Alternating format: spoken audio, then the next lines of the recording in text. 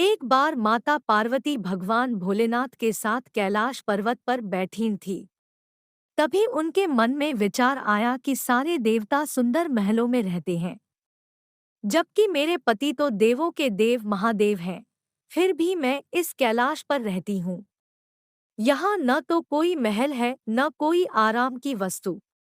ऐसा सोचकर माता पार्वती ने भोलेनाथ से कहा, स्वामी, सारे देवता महलों में रहते हैं, आप क्यों इस कैलाश पर वास करते हैं? आप भी हमारे लिए एक भवन बना लीजिए, ताकि हम भी आराम से रह सकें। पार्वती के बात सुनकर भोलेनाथ थोड़ा सा मुस्कराए और फिर बिना कुछ कहे ध्यानमग्न हो गए। माता पार्वती को भोलेनाथ का ये व्यवहार कुछ ठीक नहीं लगा, किंतु वो बिना कुछ कहे वहां से चली गई। जब महादेव अपने ध्यान से निकले तो माता ने फिर से भोलेनाथ से कहा, है प्रभु, मेरा भी मन है कि मैं अन्य देवताओं की भांति महल में रहूं। आप भी मेरे लिए एक भवन बनवा दीजिए। तब महादेव ने उनसे कहा, देवी, महल में रहना हम लोगों के लिए उचित नहीं है। किंतु माता पार्वती ने महादेव से हठपूर्वक कहा, प्रभु, आपको नहीं लगता है कि आपको भी महल में रहना चाहिए? आपका महल तो स्वर्ग में बने हुए इंद्र के महल से भी उत्तम और भव्य होना चाहिए। अब तो हमें महल बना लेना ही चाहिए। महादेव ने माता पार्वती को बहुत समझाया। वे बोले, देवी, हम तो ठहरे योगी खुले में रहने वाले हैं। हमें भवन का वातावरण रास नहीं आएगा। हमें तो महल में भी चैन ही नहीं मिलेगा, क्योंकि महल में रहने के बड़े नियम और बंधन होते हैं। किंतु माता ने तो मन में विचार कर लिया था कि अब महलों के बने बिना वो नहीं मानेगी।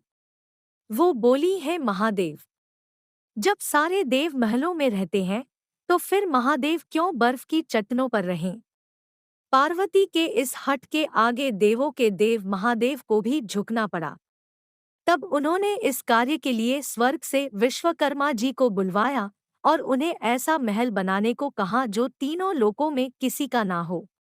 उधर विश्वकर्मा जी महादेव के आदेशानुसार भवन बनाने के लिए उपयुक्त स्थान की खोज में लग गए।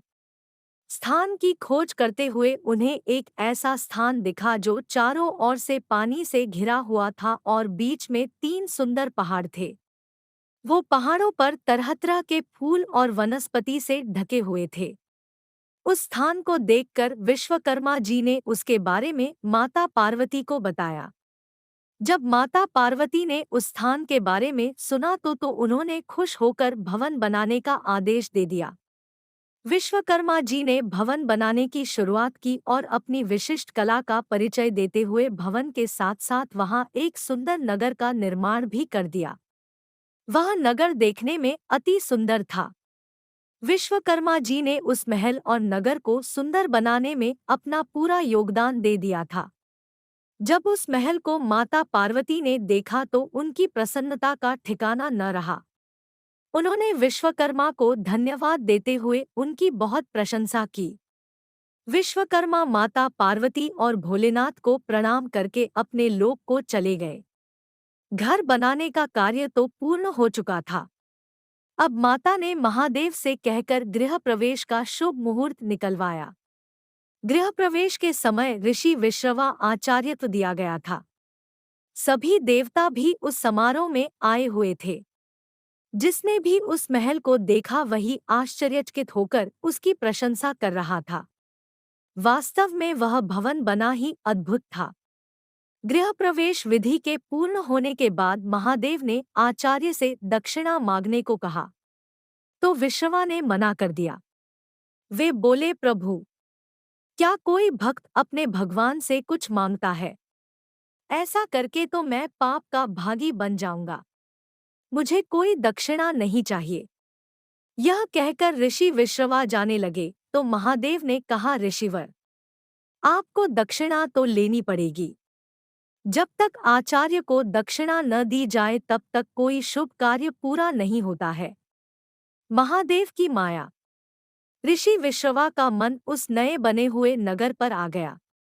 बार बार आग्रह करने पर उन्होंने दक्षिणा के स्वरूप उन्होंने उस भवन सहित नगर को ही मांग लिया। ब्राह्मण को दक्षिणा के रूप में उसकी मुंह मांगी वस्तु दी जाती है। इसीलिए महादेव ने उस लंका को ऋषि विश्रवा को दान कर दिया। महादेव के द्वारा अपने भवन को दान कर देने से माता पार्वती को क्रोध से भर उठीं। उन्हें ऋषि की इस धृष्टता पर बड़ा क्रोध आ गया। उसी क्रोध में उन्होंने ऋषि विश्रवा को श्राप दे दिया। वो बोली, तुम तो आचार्य कहलाने के लायक भी नहीं हो। महादेव की सरलता का लाभ उठाकर तुमने बड़ी कुटिलता से मेरी प्रिय महल को हर लिया है। इसके लिए मैं तुम्हें श्राप देती हूँ कि महादेव का ही भक्त एक दिन उस महल को जलाकर राख कर देगा। उसके साथ ही तुम्हारे कुल का विनाश आरंभ हो जाएगा। पुराणों के अनुसार ऋषि विश्रवा ने वो नगर अपने पुत्र कुबेर को दे दिया, लेकिन कुबेर को निकालकर लंका पर रावण ने अपना अधिकार कर लिया।